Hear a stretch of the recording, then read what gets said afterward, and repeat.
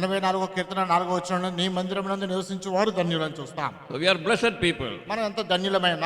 And the word dwell means spending time and appreciating. కనుక నివసించడం అంటే సమయాన్ని గడిపి ప్రశంసించడం. So as we spend time and as we appreciate God's house, we are changed, looking at the beauty, glory, majesty of the Lord and changed into His glory. కనుక దేవుని యొక్క సన్నిధిలో సమయం గడపడం వలన, దేవుని ప్రశంసించడం వలన ఆయన యొక్క మహిమను, ఆయన యొక్క సౌందర్యాన్ని మనం చూచడం ద్వారా ఆయన మహిమలోకి సౌందర్యంలో మనం కూడా మార్చబడుతున్నాం. Then we are prepared to meet the Lord in glory in the rapture and also reign with Him in glory. కనుక ఎత్తబడే సమయంలో మహిమా రాజులోనికి మనం దగ్గర తీసుకుని పోబడి ఆయనతో పాటు మనం కూడా పరిపాలించే వారంగా ఉంటాం. And this morning for our meditation we are turning to our theme verse for the youth camp as it is recorded in the book of Nehemiah chapter 2 and verse 17. ఈ యొక్క మధ్యాహ్న సమయంలో బైబిల్ ధ్యానం కొరకే మా యవనస్తుల కూడి కొరకు ఇవ్వబడిన ముఖ్య అంశము నెహెమ్యా గ్రంథము 2వ అధ్యాయం 17వ వచనాన్ని ఒకసారి చూడండి ఉన్నాం. We are turning to the book of Nehemiah chapter 2 verse 17. We are reading all together prayerfully, meaningfully, loudly please. కనుక నెహెమ్యా గ్రంథము 2వ అధ్యాయం 17వ వచనము మనందరం కూడా ప్రార్థనాపూర్వకంగా బిగ్గరగా నిదానంగా అర్థవంతంగా చదువుకుందాం. Shall we look to the Lord for His grace? కృప కొరకే ప్రభు వైపు మరొకసారి చూద్దామండి. Our loving and living Heavenly Father, in the highly exalted name of Lord Jesus Christ, we unite our hearts in worship, thanksgiving and adoration in Thy presence. ప్రేమ కలిగిన కృప కలిగిన పరలోకపు తండ్రి, అత్యంత హెచ్చించబడిన మా ప్రభువుని రక్షకుడైన యేసుక్రీస్తు వారి యొక్క నామంలో కృతజ్ఞతాస్తుతులు చెల్లిస్తూ ఆరాధనతో ఈ ఉదయకాలం మీ సన్నిధిలో సాగిలపడుచున్నాం. Thank you for speaking to our hearts in the worship time, enabling us to worship Thee in spirit and in truth. మా హృదయాలతో ఆరాధన సమయంలో మాట్లాడినందుకే వందనాలు. మేము ఆత్మతో సత్యంతో ఆరాధించడానికి సహాయం చేసినందుకే వందనాలు చెల్లిస్తున్నాం. Thank Thee for Thy precious word during the Lord's table, enabling us to take part worthily. యోగ్యమైన రీతిగా పాలు పొందడానికి ప్రభా యొక్క బల సమయంలో మనం అనుగ్రహించిన అమూల్యమైన వాక్యాన్ని కూడా వందనాలు చెల్లిస్తున్నాం. Thereby remembering Thy death and also preparing ourselves for Thy coming. మీ యొక్క మరణాన్ని జ్ఞాపకం చేసుకుని మీ రాకడ కొరకే మమ్మల్ని సిద్ధపరుస్తున్నందుకు కూడా వందనాలు. Even these few moments as we come around Thy word, we pray, Lord, that Thou will make this time eternally profitable. ఈ కొన్ని క్షణంలో మీ యొక్క వాక్యం చుట్టూ చేరి వచ్చినట్టుగా ప్రభా నిత్యత్వం కొరకు ఇది విలువ కట్టబడటకు సహాయం దయచేయమని ప్రార్థిస్తున్నాం. Keep us conscious of Thy presence, take away wandering thoughts. ప్రభా మీ యొక్క సన్నిధి యొక్క గమనికని కలిగి ఉండేలా చేయండి. అటు ఇటు చెదిరి తలంపులు తప్పించండి. Keep all our thoughts under Thy captivity. మా తలంపులన్నీ కూడా మీ చెరలోనే తీసుకొని రండి. Let this time be handled for Thy glory by Thee, by the blessed Holy Spirit, so that Lord Jesus Christ may become a real person in our life. ప్రభువైన యేసుక్రీస్తు వారు మా జీవితంలో నిజమైన వాస్తవమైన వ్యక్తిగా ఉన్నట్లుగా ఈ సమయాన్ని మీ యొక్క అధీనంలో తీసుకొని మీ స్వాధీనంలో తీసుకోవాల్సిన కోరుచున్నాం. And His purpose alone may be the driving force in our life. ప్రభా ఆయన యొక్క ఉద్దేశం మాత్రమే మా జీవితంలో ముంగుర్తుగా ఉండాలని సహాయపడమని ప్రార్థిస్తున్నాం. Lord, we can do nothing. మేమేమి చేయలేం. And the enablement of the Holy Spirit may be granted to both of us as we stand before Thy precious people according to Acts chapter 1 verse 8 and 2 Timothy chapter 1 verse 7. అపోస్తలుల కార్యం 1:8 ప్రకారం 2 Timothy 1:7 వచ్చిన ప్రకారంగా ప్రభా మేమిరువురిని తండ్రి మీ యొక్క స్వాధీనంలో తీసుకొనమని పరిశుద్ధాత్మ తాకిడిని దయచేయవలసిందిగా కోరుచున్నాం. Give all of us Thy quickening touch. మాకందరికీ కూడా మీ యొక్క ప్రభా యొక్క స్వస్థ తాకుడును స్పర్శను దయచేయమని ప్రార్థిస్తున్నాం. Once again we bring ourselves in this place under the sprinkling of the precious blood of the everlasting covenant, the blood of Lord Jesus Christ. మరి ఒకసారి మమ్మల్ని ఈ స్థలాన్ని అమూల్యమైన చిలకరింబడిన నిత్య నిబంధన రక్త ప్రోక్షణ కిందకి మా ప్రభువైన యేసుక్రీస్తు రక్త ప్రోక్షణ కింద తెచ్చుకుంటున్నాం. We rebuke and bind all the seen and unseen works of the enemy in the exalted name of Lord Jesus Christ. అత్యున్నత హెచ్చించబడిన మా ప్రభు రక్షకుడైన యేసుక్రీస్తులో కనిపించినటువంటి అంధకార శక్తులను గద్దిస్తున్నాం, బంధిస్తున్నాం. By faith we enthrone our Lord Jesus Christ in our midst. మా విశ్వాసంతో మా ప్రభువైన యేసుక్రీస్తును మా మధ్యలో సింహాసనాసీనుడిగా ఉండాలని కోరుచున్నాం. He alone may be seen, His voice alone may be heard. ఆయన మాత్రమే చూచుటకు, ఆయన స్వరమే వినుటకు సహాయపడండి. And help us not only to be hearers but doers of Thy word. వాక్యం వినువారు మాత్రం కాకుండా దాని ప్రకారం చేసేవారుగా కూడా సహాయపడండి. We give Thee all the glory and pray with thanksgiving in the exalted name of our Lord and Savior Jesus Christ. సమస్తమైన మహిమ మీకే చెల్లిస్తూ కృతజ్ఞతాస్తుతులతో మా ప్రభువుని రక్షకుడైన యేసుక్రీస్తు నామములో ప్రార్థించి వేడుచున్నాం తండ్రి. ఆమేన్. Our loving God is a builder. మన ప్రేమ గల దేవుడు ఆయన నిర్మాణకుడు. As we have been hearing during the Bible study in the youth camp, He builds very importantly three things. కనుక యూత్ క్యాంప్ లో బైబిల్ పఠనంలో చూసినట్లుగా ప్రాముఖ్యంగా 3 విషయాలను నిర్మిస్తున్నాడు. And he builds individual life. ఆ వ్యక్తిగత జీవితాన్ని నిర్మిస్తున్నాడు. And then he builds a home or a family. ఆ తర్వాత ఒక కుటుంబాన్ని లేదా ఒక కుటుంబాన్ని నిర్మిస్తున్నాడు ఆయన.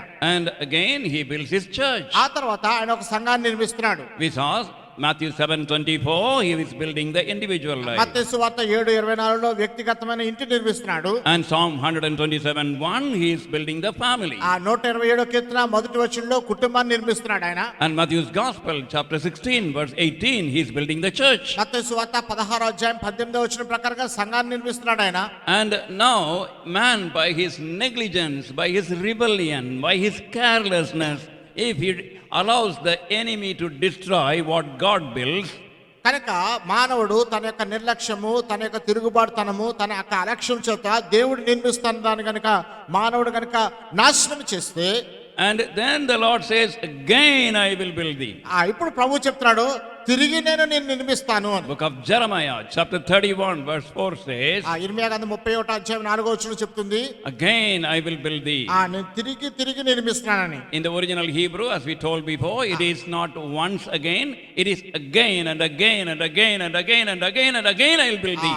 ఆదిమ హెబ్రీ భాషలో రాయబడింది ఎలాగంటే ఒక్కసారి తిరిగి నిర్మిస్తున్నానని కాదు, కానీ తిరిగి తిరిగి తిరిగి తిరిగి తిరిగి తిరిగి నిర్మిస్తున్నానని చెప్తున్నాడు. Our loving God loves us so much, he never gives up, he comes after us and he wants us to build all these 3 things for his glory. కనుక మన ప్రేమ కలిగిన దేవుడు ఎప్పుడు విడిచిపెట్టేవాడు కాకుండా ఈ 3 విషయాల్ని ఆయన మహిమ కొరకే తిరిగి తిరిగి నిర్మించడానికి ఇష్టపడుచున్నవాడు. Our God is a God of second chance, third chance and so on. మన యొక్క దేవుడు రెండవ అవకాశం, మూడవ అవకాశం కూడా అనుగ్రహించేవాడు. Now beloved, we have seen in detail in the youth camp about individual life. కనుక వ్యక్తిగతమైన జీవితాన్ని గురించి యవనస్తుల కూడికల్లో మనం చాలా సునిశ్చితంగా చూస్తున్నాం. How by salvation he starts building it. ఇక మన యొక్క రక్షణ అనేది నిర్మాణంలో ఎలా ప్రారంభమవుతుందో. We'll continue those thoughts only in the Bible study in the coming 2 days. ఇంకా 2 దినాల్లో ఉన్నటువంటి బైబిల్ పఠనంలో ఆ తలంపులను కొనసాగిస్తాం. But now this time we want to mention only one thing. ఈ సమయంలో కేవలం ఒక్క విషయాన్ని మీకు చెప్పాలని కోరుతున్నా. And the individual becomes the temple of the Holy Ghost at the time of salvation. రక్షణ సమయంలో ఒక వ్యక్తిగతమైన వాడు ఆయన పరిశుద్ధాత్మకు ఆలయంగా చేయబడుతున్నాడు. And we are turning to 1 Corinthians. మొదటి కొరింథీ పత్రిక And chapter 6. 6వ అధ్యాయం Verse 19. 19వ వచనం. What, know ye not that your body is the temple of the Holy Ghost, and which is in you, which is you have of God, and you are not your own? మీ దేహము దేవుని వలన మీకు అనుగ్రహింపబడి మీలోనున్న పరిశుద్ధాత్మకు ఆలయమై ఉన్నదని మీరు ఎరుగరా? And our body is the temple of the Holy Ghost, and the body doesn't belong to us. కనుక ఈ దేహము పరిశుద్ధాత్మకు ఆలయమై ఉన్నది. రెండవది ఏంటంటే ఈ దేహము మనకు చెందినది కాదు. And we cannot use it as we like. మన ఇష్టానుసారంగా ఈ దేహాన్ని ఉపయోగించడానికి హక్కు లేదు. Those of us who are God's children, we have to handle our body carefully. కనుక ఎవరైతే దేవుని యొక్క ప్రజలుగా ఉన్నారో మన యొక్క శరీరాన్ని చాలా జాగ్రత్తగా దాన్ని మనం వాడుకోవాల్సిన వారు ఉన్నాం. And if you come back to 1 Corinthians chapter 3 verse 17, మొదటి కొరింథీ 3వ అధ్యాయం 17వ వచనంలోకి తిరిగి వెనక్కి వస్తే, if any man defile the temple of God, him shall God destroy. ఎవడైనాను దేవుని ఆలయమును పాడు చేసినట్ల దేవుడు వానిని పాడు చేయును. So we cannot defile the temple of God. దేవుని యొక్క ఆలయమును మనము అపవిత్రపరచలేం. Smoking, drinking, drugs, and seeing unwanted websites, and going after the pursuit of, in the name of pursuit of pleasure, to all unwanted relationships, and so on and so forth. కనుక ఇక పొగ త్రాగటము, త్రాగడము, జూదము, తర్వాత అనవసరమైనటువంటి వెబ్సైట్లు చూడటము, తర్వాత అనవసరమైనటువంటి వారి వెనకాల పడటము, అనవసరంగా మన యొక్క దేహమును ఈ యొక్క శరీరరక్షణ కొరకు అప్పగించుకోవటము, ఇలాంటివన్నీ. Worldly dirty music. ఇక లోకమైన సంబంధమైన అసహ్యమైనటువంటి సంగీతము, and music, see, and worldly seeing, and worldly reading, all novels and magazines which are filth. లోకంలో చూసే చూపులు, లోకంలో చదివే చదువులు, నవళ్ళు, ఇవన్నీ కూడా అనవసరమైన అసహ్యమైనవి. And now we may think I have the right to do what I want with my life. మనం అనుకోవచ్చు నా జీవితంతో నేను అనుకున్నట్టుగా చేయడానికి హక్కు నాకున్నదని. But beloved, we have to remember we have no right to defile the temple of God. ప్రియులారా, మనం ఇంకోటి గమనించాలి, దేవుని యొక్క ఆలయమును అపవిత్రపరిచే హక్కు మనకి ఏ మాత్రము లేదు. And then automatically we are destroying ourselves. దానికి అనుకోకుండానే మనంతటా మనము మన జీవితాన్ని పాడు చేసుకుంటున్నాం. There was a young girl who received the Lord Jesus Christ in the country of France about 2 or 3 decades ago. ఆ యొక్క 2-3 దశాబ్దాల క్రితము ఒక యవనస్తురాలు ఫ్రాన్స్ దేశంలో ప్రభువును అంగీకరించిన స్త్రీగా చూస్తున్నాం. She was a very good looking, beautiful girl. ఆమె చాలా సౌందర్యవతి, చూడ చక్కనిది. Many people wanted to marry her, చాలా- many people wanted to use her. చాలా మంది ఆమె వివాహం చేసుకున్నారు అని అనుకున్నారు. Wanted. చాలా మంది ఆమెను కావాలని కోరుకున్నారు కూడా. And at that time, the girl was very determined. Her body is the temple of the Holy Ghost. She would not allow it to be defiled. కనుక ఆ సమయంలో ఆమె ఖచ్చితంగా చెప్పింది, నా యొక్క దేహము పరిశుద్ధాత్మక ఆలయము, దాన్ని నేను పాడు చేయడానికి ఇష్టపడనని. I think you may be knowing about countries like Canada and France. I don't want to talk about all those things now. Kerala, France వంటి దేశాల గురించి మీకు తెలుసు అనుకుంటాను. నేను దాని గురించి చెప్పడం అనవసరం అనుకుంటా కూడా. And they sent so many wonderful, enticing words telling her, we will give you this, make you this, please only say yes.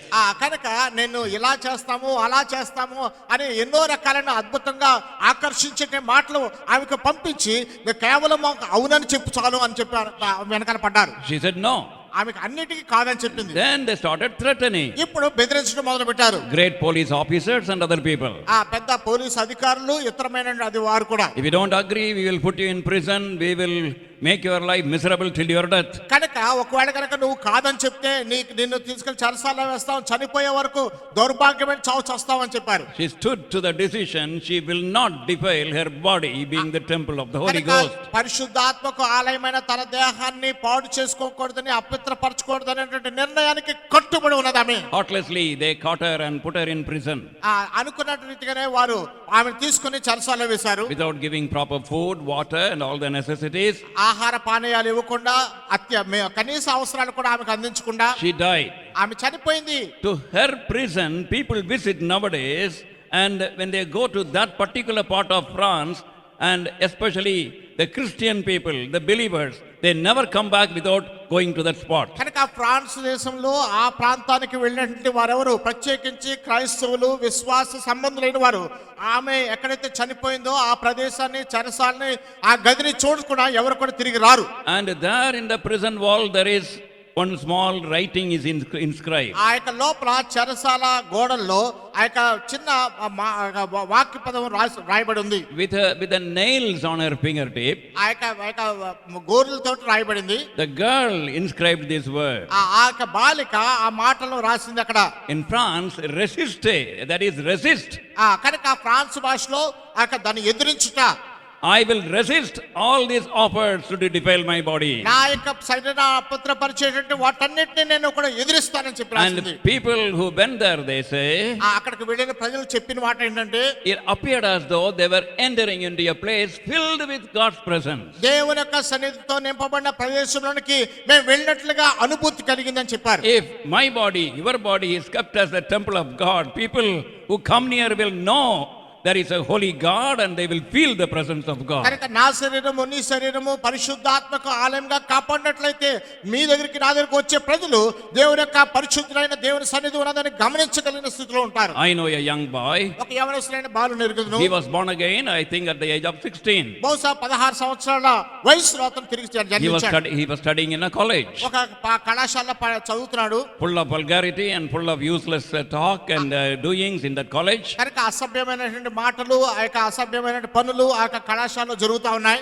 And this boy kept the life of separation. అయితే ఈ యొక్క బాలుడు మాత్రం ప్రత్యేకమైన జీవితాన్ని కొనసాగిస్తూనే వచ్చాడు. In the beginning they started mocking at him. ఆరంభంలో అతన్ని అపహాస్యం చేసి వేళాకోళం చేశారు. But later on, wherever he passed, if they were talking some useless things, unwanted vulgar things, they would stop.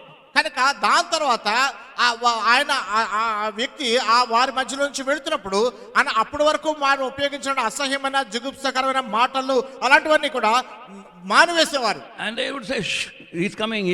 ఆయన వస్తున్నాడు, మౌనంగా ఉండండి, మౌనంగా ఉండండి. And he was an influence, a holy influence in that college. కనుక కళాశాల అంతటికి పరిశుద్ధాత్మ యొక్క ప్రభావంగా అతను నిలిచున్నాడు. Many people saw God in him, and some of the rowdiest college students were born again through him. కనుక అనేకులు ఆయనలో ఉన్న దేవుని చూశారు. ఎంతో రౌడీయిజంతో జీవించేటువంటి కాలేజ్ విద్యార్థులు అతను చూసి మారు మనసు పొందారు. So in the presence of God, we take a decision, whoever we may be, young or old or middle age, we take a decision that we will not allow our body to be defiled and keep it as a temple. దేవుని యొక్క పరిశుద్ధ స్థలములో మనం యవనస్తులుగా, వృద్ధాప్యంలో, మధ్య వయస్కులుగా ఎవరున్నప్పటికీ ప్రజలు మన యొక్క జీవితాన్ని ఏమాత్రం కూడా అపవిత్రపరచకుండా పరిశుద్ధాత్మక ఆలయంగా ఉన్నటువంటి దీన్ని కాపాడుకోవడానికి మనం ఒక తీర్మానం చేసుకుందాం. And secondly, the Lord is building the family.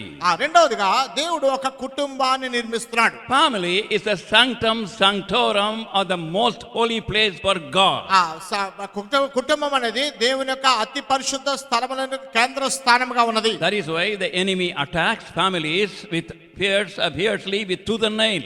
కనుకనే శత్రువు కుటుంబాలని ఆ యొక్క మేకులతో ఆ యొక్క కుటుంబాన్ని నాశనం చేసి కొట్టేవాడుగా ఉన్నాడు గోడకి. And that is why we have to be very careful about our family life. కనుకనే మన కుటుంబ జీవిత విషయంలో మనం చాలా జాగ్రత్త తీసుకోవాల్సిన అవసరం ఉన్నది. Family is the miniature church.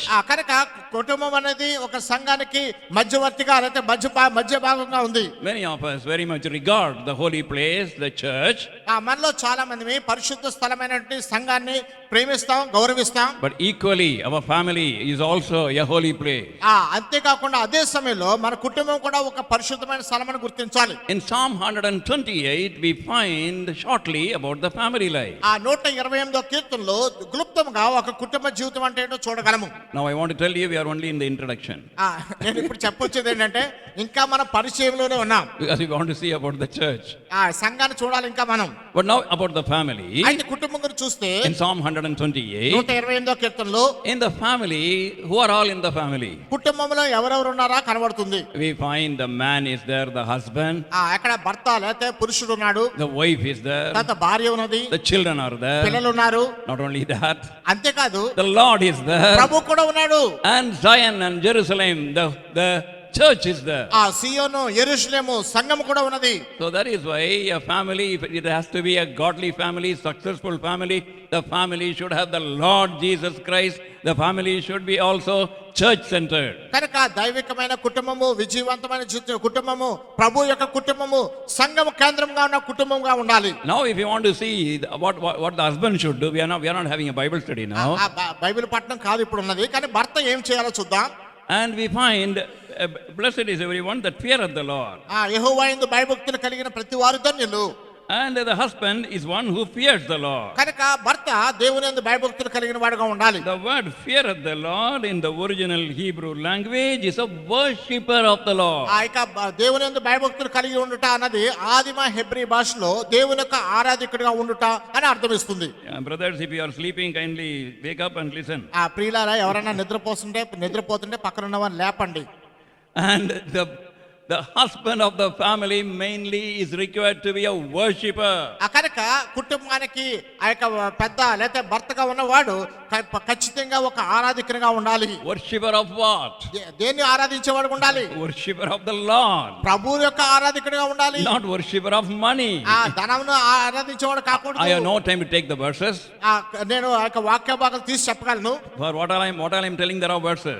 నేను ఏమేం చెప్తున్నాను ప్రతిదానికి వాక్యాలు ఉన్నాయి. Not worshipper of money.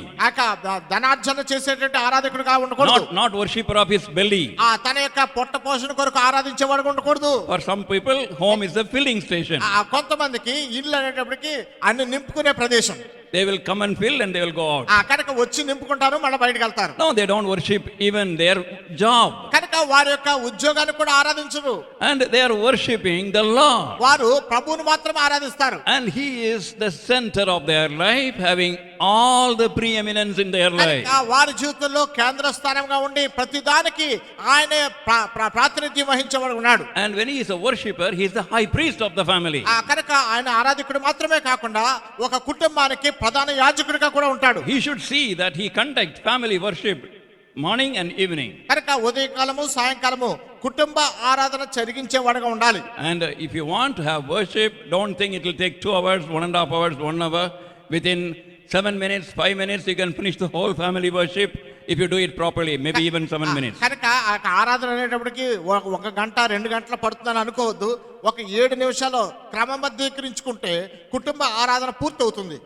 We sing a song ఒక పాట పాడతాం and read one chapter that is very important. ఒక అధ్యాయం అంతా చదవాలి, చాలా ముఖ్యమైనది అది. From Old Testament to New Testament.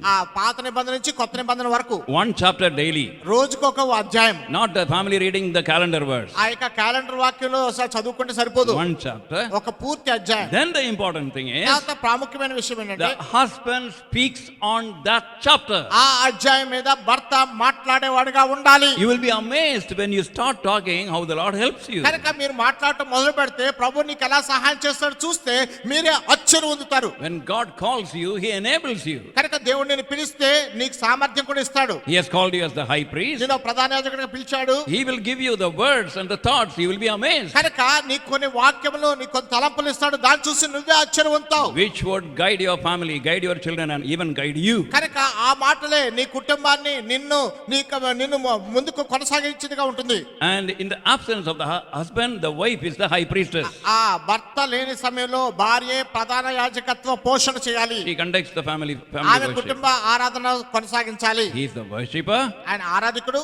And also we find next, he is in Psalm 128. 128వ కీర్తనలో చూస్తాం. తర్వాత ఏమైనాడు? And we find that he walketh in his ways. తన యొక్క త్రోవల యందు నడుచువాడు, ఆయన త్రోవల యందు నడుచువాడు. So he is a walker in the ways of the Lord. కనుక దేవుని యొక్క మార్గంలో నడిచేవాడుగా ఉంటున్నాడు. We are not exemplifying on that and then telling so many things. దాని మీద మాదిరిగా ఉదాహరణగా తీసుకుని అనేకమైన విషయాలు చెప్పట్లేదు ఇక్కడ. We have to walk like Lord Jesus Christ, walk as he walked. కనుక ప్రభువైన యేసుక్రీస్తు వలె నడవాలి. ఆయన ఎలా నడిచాడో అలాగే మనం కూడా నడవాలి. We have to walk in love. ప్రేమలో నడవాలి. All those things we are not emphasizing. అవన్నీ మనం చూడట్లేదు ఇప్పుడు. That you can meditate after you go home. ఇంటికి వెళ్ళిన తర్వాత దాని మీద మీరు ధ్యానం One thing we want to say. ఒక్క విషయం మనం చెప్పాలని కోరుతున్నాం. Dear husbands, please walk so that the small footsteps can follow. Small feet can follow your footsteps. ప్రియ భర్తలారా జ్ఞాపకం పెట్టుకోండి, మీ వెనకాల చిన్ని అడుగులు, పాదములు మీ వెనకాల అడుగు జాడలు నడిచేలాగా. Psalm 101 verse 2. 101వ కీర్తన 2వ వచనం అండి. Psalm 101 101వ Keerthana and verse 2 please. 2వ వచనం దయచేసి చూడండి. Psalm 101 verse 2. 101వ కీర్తన 2వ వచనం. నిర్దోష మార్గమున వివేకముతో ప్రవర్తించదును, నీవెప్పుడు నా ఎదుకు వచ్చేదవు, నా ఎంట యథార్థ హృదయంతో నడుచుకుందును. So the second part says, I will walk within my house with a perfect heart. కనుక రెండో భాగంలో చెప్తున్నాడు, నా ఇంట యథార్థ హృదయంతో నడుచుకుందును. Somebody came and told a boy, oh, your father is a wonderful angel and we like him very much. కనుక ఎవరో వచ్చి భార్యతో చెప్పారు, మీ తండ్రి గారు, Children. పిల్లలతో చెప్పారు, అబ్బా మీ తండ్రి గారు ఎంతో అద్భుతమైన వాడు, దేవదూత వంటి వాడు, మేము ఆయన వలే మేము పోలి నడుచుకోవాలని కోరుతున్నాం. Then the boy with a sad face said, కనుక ఈ యొక్క అబ్బాయి విచారమైన వదనంతో చెప్పాడు, he is an angel outside, but he is a devil inside the home. ఆయన బయటికేమో దేవదూత కావచ్చు కానీ ఇంట్లో మాత్రం ఒక దయ్యం వంటి వాడే. I will walk with a perfect walk within my house. కనుక నా ఇంట యథార్థ హృదయంతో నడుచుకొందును. Somebody is knocking at the door. ఎవరో తలుపు తట్టుచున్నారు. Go and tell him father is not there. వెళ్ళి చెప్పు నాన్నగారు లేరని చెప్పండి. Father himself is telling, don't go and tell he is not in the house. కనుక తండ్రే చెప్తాడు స్వయంగా, నువ్వు బయటకు వెళ్ళి చెప్పు నాన్నగారు లేరని. When it is Sunday, father is sleeping extra time. ఇక ఆదివారం అయితే తండ్రి గారు ఇంకా ఎక్కువసేపు నిద్రపోతారు. But he is telling his son and his wife, we have to go to church on time. కనుక భార్యతోటి పిల్లలతో చెప్తాడు, సమయానికి వెళ్ళిపోండి మీరు అని. You go first. మీరు ముందు వెళ్ళిపోండి. Let them see you coming on time. కనుక మీరు సమయానికి వచ్చేలాగా వారు చూసేలా చూసుకోండి చాలు. You know that last night I was looking at the TV till 1 o'clock. గత రాత్రి 11 గంటల దాకా నేను టీవీ చూస్తాను, మీకు తెలీదా? And then I will come little late. కనుక కొంచెం ఆలస్యంగా నేను వస్తాను. It is not do as I tell you, that may work with your wife but not with your children. కనుక నేను చెప్పినట్లుగా చేయొద్దండి, అది మీ భార్య పిల్లలతో సరిపోతుందేమో. And then you have to do as you want them to do. కనుక నువ్వు వారిని ఎలాగైతే చేయమని కోరుతున్నావో ఆ ప్రకారంగా మీరు చేయాలి ముందు. He is a worshipper, he is a walker, thirdly he is a worker. కనుక మొట్టమొదటిగా ఆరాధకుడు, తర్వాత నడిచేవాడు, తర్వాత పని చేసేవాడు ఆయన. And he is a worker at home. ఇంటి దగ్గర కూడా పని చేసేవాడు. And Ecclesiastes ప్రసంగి గ్రంథము chapter 10 10వ అధ్యాయం verse 18. 18వ వచనం అండి. Ecclesiastes 10:18 in Telugu only. ప్రసంగి గ్రంథం 10వ అధ్యాయం 18వ వచనం అండి. సోమరితనం చేత ఇంటి కప్పు దిగబడిపోను, చేతుల బద్ధకం చేత ఇల్లు కురియును. And there we find that the house should be built కనుక ఇక్కడ కూడా చూస్తున్నాము ఇల్లు కట్టబడాలి. And all the things in the world should be looked after by the husband, whether they are properly there. కనుక జీవితంలో ప్రతిదీ కూడా అది సరైన రీతిగా ఉందా లేదా చూసుకోవాల్సిన బాధ్యత ఇంట్లో ప్రతిదీ కూడా సరైన రీతిగా ఉందా లేదా చూసుకోవాల్సిన బాధ్యత తండ్రిది లేకపోతే భర్తదే. So he is working at home also. ఇంటి దగ్గర కూడా పని చేసేవాడు ఉండాలి. He should not say, I am going for shopping and I am doing all the work and homework, all of you do and I have nothing to do in the home. కనుక బజారు పని అంతా నేనే చేస్తాను, బయట పనులన్నీ నేను చేస్తాను, ఇంటి పనులు కూడా నేనే చేయాలి, ఇదంతా నువ్వే చూసుకోవాలని చెప్పడానికి వీల్లేదు. And some people even if you don't cut vegetables. కొంతమంది అయితే ఆ కూరగాయలు కూడా తరగరు. About 5 or 6 years back, I was speaking about this in Hebron. 5-6 సంవత్సరాల క్రితము దీని గురించి హెబ్రోన్ అని మాట్లాడుతున్నాను. My brother who was translating, he didn't translate. నా సహోదరుడు తర్జుమా చేసి ఆయన తర్జుమా చేయలేదు దాని గురించి. Because he did not want to cut vegetable for his wife. ఎందుకంటే భార్య కొరకు కూరగాయలు తరగడం ఆయనకి ఇష్టం లేదు కనుక. Everything wife should do. ప్రతిదీ భార్య చేయాలి. And husband should have a cushy time at home. కనుక భర్త ఇంటి దగ్గర ఆహ్లాదకరమైన సమయమే కలిగి ఉండాలి. And we have to care and we have to see that the comfort of the home, the health of the home is maintained, and then we have our contribution as husbands for that. కనుక కుటుంబ సుఖాన్ని కుటుంబ ఆరోగ్యాన్ని మనం చూడాలి. పెద్ద భర్తగా మన యొక్క వంతు బాధ్యతను మనం పోషించాలి ఇంట్లో. And then we find ఆ తర్వాత మనం చూస్తున్నాం he is working outside. వెలుపట పని చేసేవాడు ఉండాలి. Who is the main breadwinner? కనుక కుటుంబ పోషకుడు ఎవరు ప్రధానంగా? Some of you are getting ready to hit me when I come out, no? బయటకు వస్తే కొట్టడానికి కొంతమంది సిద్ధంగా ఉన్నారేమో కూడా. Why this fellow is only talking about your husbands? ఎందుకు కేవలం ఉట్టి భర్తల గురించి మాట్లాడుతున్నాడు ఈయన? I'm coming back to wife later. భార్య దగ్గరికి వస్తానండి, బాధపడొద్దు. 1 Timothy. 1 Timothy. మొదటి తిమోతి Chapter 5. 5వ అధ్యాయం Verse 8. 8వ వచనం. మొదటి తిమోతి 5వ అధ్యాయము 8వ వచనం అండి దయచేసి. ఎవడైనాను స్వకీయులను విశేషముగా తన ఇంటి వారిని సంరక్షింపకపోయిన యెడల వాడు విశ్వాస త్యాగం చేసిన వాడే అవిశ్వాసి కన్నా చెడ్డవాడై ఉండును. Man is the main breadwinner for the home. కనుక కుటుంబానికి ప్రధానంగా పోషకుడు పురుషుడై ఉండాలి. So he works at home, he works outside for the sake of the home. కనుక ఇంటిలో పని చేస్తున్నాడు, ఇంటి కొరకు ఇంటి నిమిత్తము వెలుపట కూడా పని చేస్తున్నాడు. And then he also works for the Lord. అంతేకాకుండా ప్రభు కొరకు కూడా పని చేయాలి. Malachi గ్రంథము chapter 3 3వ అధ్యాయం verses 17-18. 17-18 వచనాలు. Malachi 3:17-18. మలాకి గ్రంథం 3వ అధ్యాయం 17-18 వచనాలండి. నేను నియమింపబో దినము రాగా వారు నా వారై నా స్వకీయ సాంపాద్యమైందురు. తండ్రి తన్ను సేవించు కుమార్ని కనికరించినట్లు నేను వారిని కనికరించిన సైన్యములకు అధిపతి యెహోవా సెలవిచ్చున్నాడు. అప్పుడు నీతి గల వారెవరో, దుర్మార్గులు ఎవరో, దేవుని సేవించే వారెవరో, ఆయనను సేవించని వారెవరో మీరు తిరిగి కనుకొందురు. Here we find that he will make up the jewels at that time. We will know the difference of those who serve him, those who do not serve him. కనుక ఆ దినాల్లో ఆ వ్యత్యాసాన్ని తారతమ్యాన్ని మనం తెలుసుకుంటాం. ఎవరు ఆయనను సేవించారో ఎవరు ఆయనను సేవించలేదో మనం ఖచ్చితంగా తెలుసుకోగలము. Whatever may be our earthly responsibilities, maybe even having a job and a very strenuous hectic job. కనుక భూ సంబంధమైన బాధ్యతలు ఎలాంటివైనా సరే ఉద్యోగం అయి ఉండొచ్చు, అది కూడా ఎడతెగని ఊపి సలపనటువంటి ఉద్యోగమే కావచ్చు. And still we have to decide to serve the Lord in the house of the Lord, whatever service we can do. అయినప్పటికీ దేవుని యొక్క ఇంటిలో ఏక పరిచర్య మనవంతుగా చేయగలము. దాన్ని దేవుని ఇంట్లో సేవ చేసేదానికి మనం ఖచ్చితంగా కేటాయించుకోవాలి. And if we decide, God will give us grace. మనం కనుక తీర్మానం చేసుకుంటే దేవుడే మనకు కృపనిస్తాడు. Did you notice what the Lord is telling? I will show the difference between him that serveth me and him that serveth not. కనుక మీరు అక్కడ వ్యత్యాసం గమనించారా? ప్రభు స్వయంగా చెప్తున్నాడు, నన్ను సేవించు వారెవరో సేవించని వారెవరో ఆ దినమున మీరు తెలుసుకుందురు. Not only ఆదినం, even now. ఆ దినమే కాదు, ఈ దినం కూడా. Even now he will show the difference. ఈ దినం కూడా ఆయన వ్యత్యాసంలో తేడా చూపిస్తున్నాడు. Some of the people who are very sincerely working in the house of God, maybe in the kitchen also, and their children are blessed and very much blessed. I can see many of them. కనుక దేవుని యొక్క ఇంట్లో ఒకళ్ళు వంటశాలలో కూడా కావచ్చు, ఎక్కడైనా కష్టించి పని చేసినటువంటి వారి యొక్క సంతానము ఎంతో చక్కగా ఆశీర్వదించబడినట్లుగా చూస్తున్నాం. ఈ దినంలో కూడా చూస్తున్నాను. And then we find ఆ తర్వాత మనం చూస్తున్నాం about the wife. భార్య గురించి. In verse 3, 3వ వచనంలో she is the wine. ఆమె ఆ యొక్క ద్రాక్షావల్లి, ఫలించు ద్రాక్షావల్లి. There are 7 qualities of the vine. ద్రాక్ష గురించినటువంటి 7 లక్షణాలు ఉన్నాయి. One is joy, ఒకటి సంతోషము, another is healing. ఇంకోటి స్వస్థత. Who is the responsible for keeping the family joyful, rejoicing in the Lord? కనుక ఆ కుటుంబాన్ని ఆనంద డోలికలో ఉంచడానికి, ప్రభువునందు ఆనందించేవారుగా ఉండడానికి ప్రధాన కారకులు ఎవరు? When I was working in a school, when I had problem, when I came home, కనుక నేను పాఠశాల పని చేసినప్పుడు నా యొక్క తల సమస్య వచ్చినప్పుడు నేను తిరిగి ఇంటికి వచ్చేసాను. then my wife would know that I was very much worried. నేను చాలా చింతిస్తున్నాను, చింత కలిగి ఉన్నాను సంగతి భార్యకి తెలిసింది. She would ask me, why are you looking so sad? ఎందుకు ఇంత విచారంగా ఉన్నావు అని అడిగింది. Then when I shared with her, నేను నా బాధను ఆమెతో పంచుకున్నప్పుడు only one sentence, ఒకే ఒక్క వాక్యం, don't worry, we will pray. ఎందుకు బాధపడొద్దు, ప్రార్థన చేద్దాం. Finished. Every wound is healed. ఎంత ఆందోళన అంతా కూడా ఎగిరిపోయింది. What a joy it is. ఎంత ఆనందమైనది. And also అంతేకాకుండా healing. స్వస్థత. Children get wounded in the world and the husband get wounded in the world. కనుక పిల్లలకి గాయాలవుతాయి లోకంలో, భర్తకు గాయాలవుతాయి లోకంలో. And we are the people who bring healing.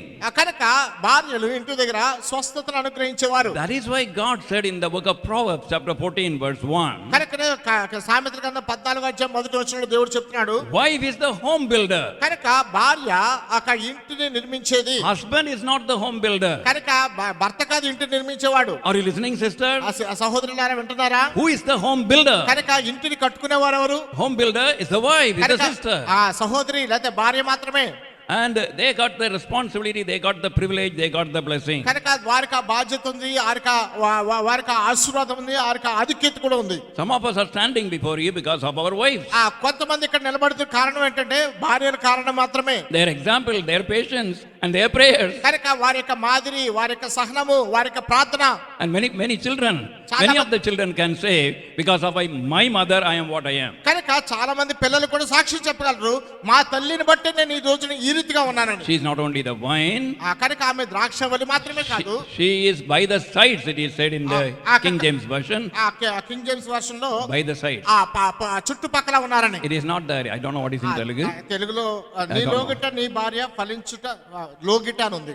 It is in the midst of the house. కనుక ఇంటి మధ్యలో. Wife's first central place for attention for her sacrifice is the home, not the office. కనుక భార్య యొక్క ప్రధానమైన కేంద్ర స్థానము ఇల్లుగా ఉండాలి కానీ కార్యాలయం పని చేసేది కాకూడదు.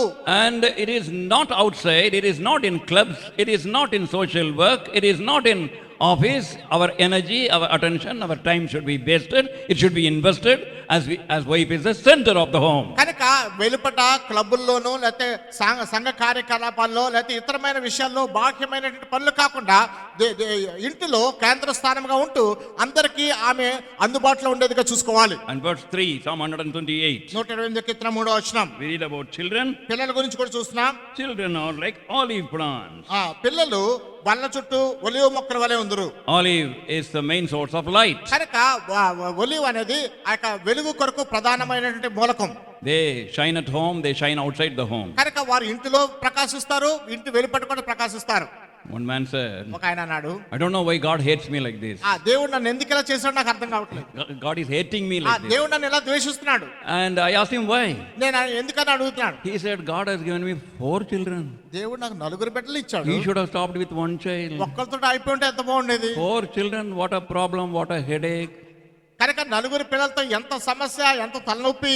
That is because you are not able to meet the requirements of the word of God. దేవుని యొక్క వాక్యం యొక్క అంతర్గతమైన అర్థాన్ని గ్రహించలేకపోయిన కారణాలు అలా జరిగింది. Otherwise the brightness, the shining, the light in the home and outside because of your children would be increasing. కనుక మీ యొక్క బిడ్డలు అంటే ఇంటిలో గానీ ఇంటి వెలుపట గానీ ప్రకాశవంతంగా మనము యొక్క వెలిగించబడటం జరుగుతుంది. And when some baby is born little dark color, ఎవరైనా పిల్లలు పుట్టినప్పుడు కొంచెం నల్ల రంగులో పుడితే they put olive oil. దానికి ఒలివ నూనె రాస్తారు. And and fairer they ఇంకా తెల్లగవ్వాలా అని. It is a proved thing. Olive oil gives luster. కనుక ఈ యొక్క ఒలివ నూనె మనకు చక్కని ప్రకాశాన్ని ఇస్తుంది. Olive oil brings healing. కనుక ఒలివ నూనె మనకు స్వస్థతని ఇస్తుంది. Who will give healing for the parents? తల్లిదండ్రులకు స్వస్థతనిచ్చేది ఎవరు? It is you who are children. పిల్లలైన మీరే.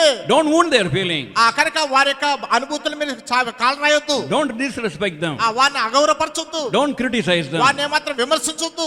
And don't resist them, don't rebel against them. కనుక వారిని ఎదిరించొద్దు, వారికి వ్యతిరేకంగా తిరుగుబాటుతనం చేయొద్దు. Don't think I'm showing the hand only, not here. నేను అట్టేపై చూపిస్తాను, ఇటు చూపించొద్దు అని అనుకోవట్లేదు, And అనుకోవద్దు. we have more daughters than son at home. కనుక ఎక్కువ మంది కుమార్తెల కంటే ఉంటారు. For me. నాకున్నారు అలాగా. So that is why I know what daughters will do. కనుక ఏమేమి కుమార్తెలు చేయగలరో నాకు తెలుసు. Don't wound their feelings. కనుక వారి యొక్క అనుభూతులను గాయపరచొద్దు. You are responsible to bring healing to the home. ఇంటికి స్వస్థతను తీసుకొని రావడానికి బాధ్యులు మీరే. And also, అంతేకాకుండా if you are not listening, children, వారు వినేవారు పిల్లలు కాకపోతే, no children, if you are not listening so పిల్లలు far, కనుక మాట వినకపోతే, ఖాతరు చేయకపోతే, no what I am telling is, so far if you are not listening, okay, ఇంతవరకు పిల్లలు కనుక మీరు వినకుండా ఉండేవారైతే at least now listen. కనీసం ఇప్పుడైనా వినండి. Where the children are found in the home? పిల్లలు ఎక్కడ కనబడుతున్నారు? ఇంట్లో, at the table. బల్ల చుట్టూ. Table speaks about fellowship. బల్ల అనేది సహవాసానికి సాదృశ్యం. For children, what is the place of fellowship? కనుక పిల్లల కొరకు సహవాసం ఎక్కడ ఉంది? Not your friends, స్నేహితుల దగ్గర కాదు, not outside, వెలుపట కాదు, it is inside the home. ఇంటి మధ్యలోనే, ఇంటి లోపలే. Your father, mother should be your best friend, otherwise woe is unto you. కనుక మీ తండ్రి, మీ తల్లి, మీ ప్రాణ స్నేహితులను, లేకపోతే మీ అయ్యో మీ శ్రమ. Friend all the time, glued to the cell phone, talking to friend. కనుక ఎల్లప్పుడు స్నేహితులు అనుకుంటా సెల్ ఫోన్ పెట్టుకుని చెవుల్లోనే మా ఫ్రెండ్ మాట్లాడుకుంటా కూర్చుంటా. About 1.5 years ago, I asked a boy in Hyderabad, 1.5 సంవత్సరాల క్రితం హైదరాబాద్ లో ఒక ఆయన అడిగాను, how many SMS you receive daily? రోజుకి నీకు ఎన్ని SMS వస్తాయి అని అడిగాను. He said 300 SMS. 300 SMS వస్తాయి. 300 SMS from friends daily. స్నేహితుల నుంచి 300 SMS రోజు వస్తాయి నీకు. Till today he is a problem at home. ఈ రోజుకి అతనే ఇంట్లో ప్రధాన సమస్య. And you have to be having your time spent at home. కనుక మీ యొక్క ఇంటిలో సమయాన్ని గడుపుతూ నువ్వు సంతోషంగా ఉండాలి. Your home is not the filling station. కనుక మీ యొక్క ఇల్లు నింపేటువంటి ఒక కేంద్రంగా ఉండకూడదు. And it is a station where you go rest and spend your time, your energy and your contribution by being there, helping out, and it should be your place where you go and have most of your time. కనుక మీరు వెళ్ళి విశ్రాంతి తీసుకొని మీ సమయాన్ని గడిపి వెచ్చించి మీరు ఆ యొక్క అధిక సమయాన్ని ఇంటి దగ్గర ప్రధానంగా ఉంచేటువంటి సమయం అది. People who have importance for their homes in their teenagers, in their young youthful days. కనుక చాలా మంది యవన ప్రాయంలో ఆ యొక్క కౌమార దశలో ఇంట్లో ఉండడానికి ఇష్టపడరు. Sometimes there may be fighting at home. కొన్నిసార్లు ఇంటి దగ్గర కొట్లాటలు జరుగుతాయి. Sometimes what you want you may not get at home. కొన్నిసార్లు నీవు ఏమనుకున్నావు కావాలనేది అది ఇంటి దగ్గర పొందలేవు. But if you decide to spend your time at home, మీ ఇంటి దగ్గర సమయం గడపడానికి నువ్వు తీర్మానం చేసుకుంటే, and you will prove that God has blessed you very much. దేవుడు నిన్ను అత్యధికంగా ఆశీర్వదించాడని నువ్వు నిరూపించగలవు. And through you your family would be blessed. నీ ద్వారా నీ కుటుంబం ఆశీర్వదించబడుతుంది. This is a home. ఇది కుటుంబం అంటే. And then no time to talk about home so much. Still we are in the introduction. ఇంటి గురించి ఎక్కువసేపు మాట్లాడడం కష్టం, ఎందుకంటే ఇంకా మనము ఒక పరిచయంలోనే ఉన్నాం. Now the main thing, ప్రధానమైన విషయం, the third thing God builds is the church. మూడోదిగా దేవుడు నిర్మిస్తున్నది సంఘమును. We talk about church so much. కనుక సంఘము గురించి విస్తారంగా మాట్లాడతాం. With permission I want to take at least 20 minutes. కనుక మీ అనుమతితో ఒక 20 నిమిషాలు తీసుకోవాలని కోరుతున్నాను. About the church. సంఘాన్ని గురించి There are various studies about the church. సంఘాన్ని గురించి అనేకమైన అధ్యయనాలు ఉన్నాయి. We will try to touch only one thing. ఒక్కదాని మాత్రం దాన్ని తాకట చూద్దాం. Before touching that one thing, దాని ఒక్కదాన్ని స్పృశించడానికి ముందు we want to just mention what is a church. సంఘము అంటే ఏమిటో తెలియచేయాలని కోరుతున్నాను. How many churches are there? ఎన్ని సంఘాలు ఉన్నాయి? Church is consisting of the redeemed people under the headship of the Lord Jesus Christ. కనుక విమోచించబడిన వారు ప్రభువైన యేసుక్రీస్తు వారి యొక్క శిరసత్వం క్రిందకి చేర్చబడిన వారే సంఘము. It is not a building. ఇది ఒక కట్టడం కాదండి. It is not an organization. లేకపోతే ఇది ఒక ఆర్గనైజేషన్ కాదు. It is a living organism. కనుక ఇది సజీవమైనటువంటి ఆ యొక్క శరీరంగా ఉంది. And when God gives time later, we will dwell upon it in detail. దేవుడు మనకి తర్వాత ఎప్పుడైనా సమయం ఇస్తే దాని గురించి లోతైన రీతిగా మనం చర్చిద్దాం. How many kinds of churches are there? ఎన్ని రకాలైన సంఘాలు ఉన్నాయి? In the Bible, 2 kinds of churches are there. బైబిల్లో 2 రకాలైన సంఘాలు ఉన్నాయి. And the first church, మొదటి సంఘం ఏదంటే 1 Corinthians మొదటి కొరింథీ పత్రిక chapter 12 12వ అధ్యాయం verse 13.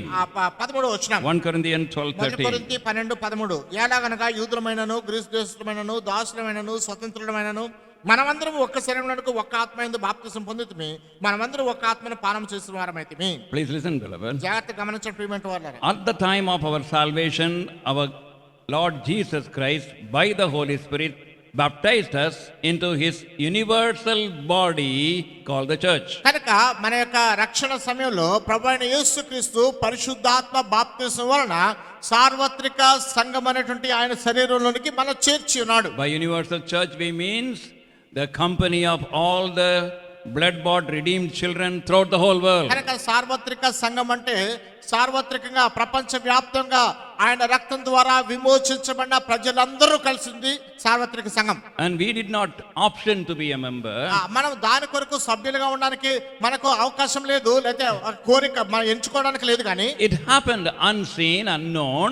మనకు తెలియకుండానే మనం చూడకుండానే It happened spiritually. ఆత్మీయంగా జరుగుతుంది అది. The Lord did it. ప్రభువే చేస్తున్నాడు ఆ పని. He put us as a member of the true body containing all the true believers in the whole world. కనుక ప్రపంచ వ్యాప్తంగా ఉన్నటువంటి నిజమైన విశ్వాసులందరితో కలిసినటువంటి ఆ యొక్క శరీరంలోనికి మనం తీసుకుని వచ్చినాడు. There is no white, black, and then there is no brown, and there is no east, west, and there is no country, color, culture. కనుక ఇక తెలుపు వారని, నలుపు వారని, గోధుమ రంగు వారని, లేకపోతే తూర్పు వారని, పశ్చిమ వారని, లేకపోతే ఆయా ప్రాంతీయ భేదాలతో కూడింది, భాషా భేదాలతో కూడింది ఏది లేదు. Countries may be fighting, but the real believers will call each other as brothers and sisters. కనుక ఒక పక్క దేశాలు పోట్లాడుకుంటాయేమో కానీ విశ్వాసులైన వారు వీరు సహోదరులు సహోదరులు అనుకుంటారు.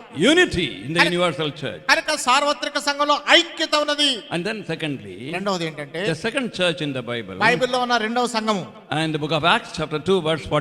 అపోస్తలుల కార్యం 2:47 వచనం. Acts 2:47. అపోస్తలుల కార్యం 2:47 ఆనందముతోను నిష్కపటమైన హృదయంతోను ఆహారం పుచ్చుకొని చుండ్రి, మరియు ప్రభు రక్షణ పొందుచున్న వారు అనుదినం వారితో చేర్చుచుండెను.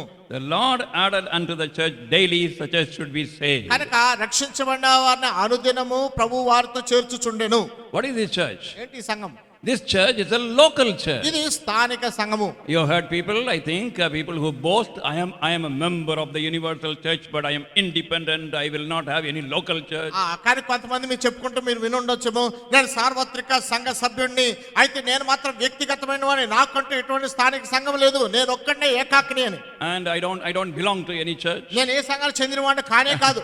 Here you find the Lord who put us in the universal church. ప్రభువే సార్వత్రిక సంఘంలో పుట్టాడని He is adding us, he is putting us in the local church. అంతేకాకుండా ఆయనే స్థానిక సంఘంలో మనం తీసుకొస్తున్నాడని చూస్తున్నాం. For our growth, for our maturity, for our usefulness. కనుక మన ఎదుగుదల కొరకు, మన పరిపక్వత కొరకు, మన ప్రయోజనం కొరకు. And the Lord wants us to be a member of the local church. కనుక దేవుడు మనను స్థానిక సంఘ సభ్యుడిగా ఉండాలని కోరుచున్నాడు.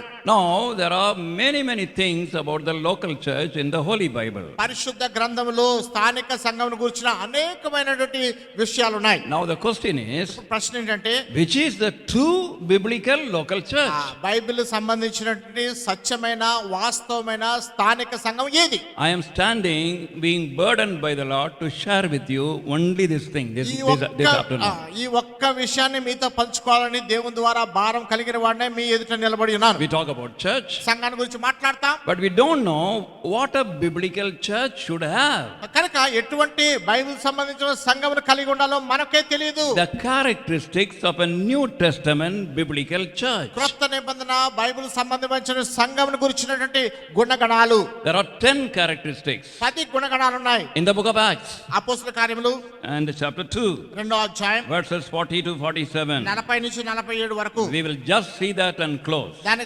చూసి ముగించేద్దాం అంతే. Then we will know what a local church is. అప్పుడు మీకు తెలుస్తుంది స్థానిక సంఘం అంటే ఏంటి. Then we will know whether I am in the correct church or not. అప్పుడు మీరు తెలుసుకుంటారు నేను సరైన సంఘంలో ఉన్నానా లేదా. Then we will know in what areas we have to improve. అప్పుడు మీరు ఎటువంటి ప్రాంతంలో మీరు జీవిస్తున్నారో తెలుసుకుంటారు. God's word is not hazy, God's word is not ambiguous about anything, everything is clear. కనుక దేవుని యొక్క వాక్యం అనేది లేదా బైబిల్ అనేది ఏది కూడా తెలిసి తెలియనట్టుగా మన సందిగ్ధంలో పడేస్తుందిగా లేదు, కానీ స్పష్టమైన రీతిగా ప్రతి చిన్నది తెలియచేయబడింది. For you and me, the Holy Spirit has recorded 10 characteristics of a local church. కనుక మీ కొరకు నా కొరకు స్థానిక సంఘం గురించిన 10 గుణగణాలని రాసి ఉన్నాడు. Acts 2 అపోస్తలుల కార్యం 2వ అధ్యాయం and verse 40. 40 వచనం. Please read, brother. ఇంకను అనేక విధమైన మాటలతో సాక్ష్యం ఇచ్చి మీరు మూర్ఖులకు ఈ తరం వారికి వేరే రక్షణ పొందిన వారిని హెచ్చరించెను. And here we find the first characteristic is separation. కనుక మొదటి గుణగణం ఏంటంటే ప్రత్యేకత. Separation from the worldly things. ఆ లోక విషయాల నుంచి ప్రత్యేకత, Worldly people. లోక ప్రజల నుంచి ప్రత్యేకత, Us saved people, born again people. రక్షించబడిన వారుగా, తిరిగి జన్మించిన వారుగా. For the word church, the Greek term is ecclesia. కనుక సంఘం అనేదానికి గ్రీకు భాష ఆదిమ భాషలో ఎక్లీసియా అని పిలువబడుతుంది. Ecclesia means called out people. Ecclesia అనగా పిలువబడిన వారు, Separated people. ప్రత్యేకింపబడిన వారు. Save yourself, separate yourself from this untoward generation. కనుక మూర్ఖులకు ఈ తరం వారి నుంచి వేరే ప్రత్యేక పరచబడిన వారే వేరుగా ఉండాలి. What is important? ఏది ముఖ్యమైనది? The importance is what the word of God says. దేవుని వాక్యం ఏం చెప్తుందో అదే ప్రాముఖ్యమైనది ఇక్కడ. Not what man teaches. మానవుడు బోధించేది కాదు మనకు Man ముఖ్యం. may be a wise man. మానవుడు ఒక జ్ఞాని కావచ్చు. Our forefathers would have been very wise. మన యొక్క పితరులు ఎంతో జ్ఞానులై ఉండొచ్చు. Centuries they would have followed a body of doctrine. కనుక అనేక శతాబ్దాలుగా ప్రభు యొక్క శరీరం యొక్క గురించి సిద్ధాంతాన్ని గురించి వారు అనుసరిస్తుండొచ్చు.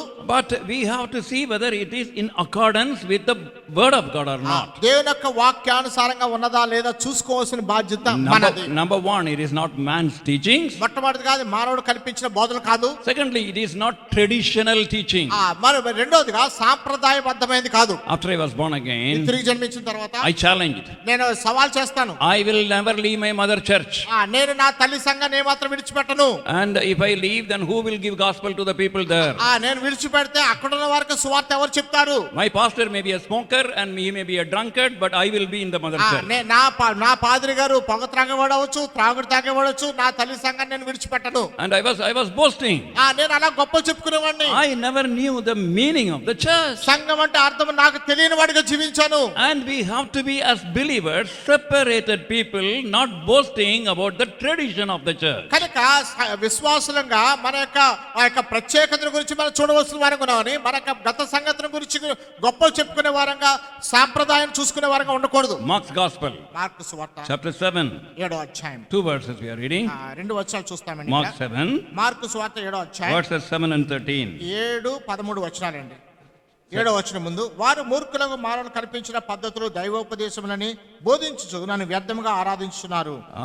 That is the teaching of man. కనుక మానవుడు బోధించే పద్ధతి ఇది. And verse 13. 13వ వచనము, మీరు నియమించిన మీ పారంపర్యాచారం వలన దేవుని వాక్యమును నిరర్ధకము చేయుదురు, ఇటువంటివి అనేకములు మీరు చేయుదురని చెప్పాను.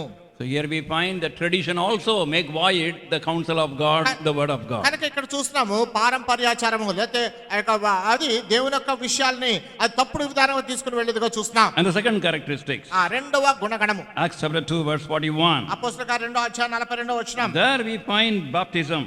ఇక్కడ బాప్తిస్మం గురించి చూస్తున్నాం. And we find they that gladly received that word were baptized. కనుక ఇక్కడ చూస్తున్నాము అతని వాక్యం అంగీకరించిన వారు బాప్తిజం పొందిరి.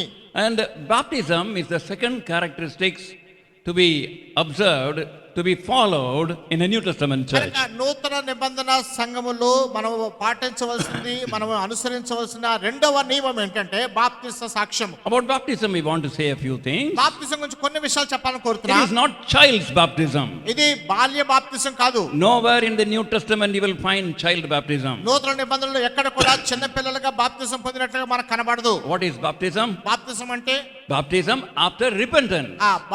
మారు మనసు తర్వాత పొందేది బాప్తిజం. Same second chapter you can read it. ఇదే రెండో అధ్యాయం మీరు చదవచ్చు. And repent and believe and then be baptized. కనుక రక్షణ పొంది విశ్వసించి ఆ తర్వాత బాప్తిజం పొందమని చూస్తున్నాం. I was baptized in my so-called mother church when I was few days old. కనుక నేను కొన్ని దినముల బాలుడిగా ఉన్నప్పుడే నా తల్లి సంఘంలో నేను బాప్తిజం పొందాను. With all piety. సర్వ భయభక్తులతో భక్తి శ్రద్ధలతో. And godfather, godmother, real father, mother, everybody went. కనుక నిజమైన తండ్రి, నిజమైన తల్లి, తర్వాత గాడ్ ఫాదర్ వీళ్ళందరితో కలిసి వెళ్ళాను.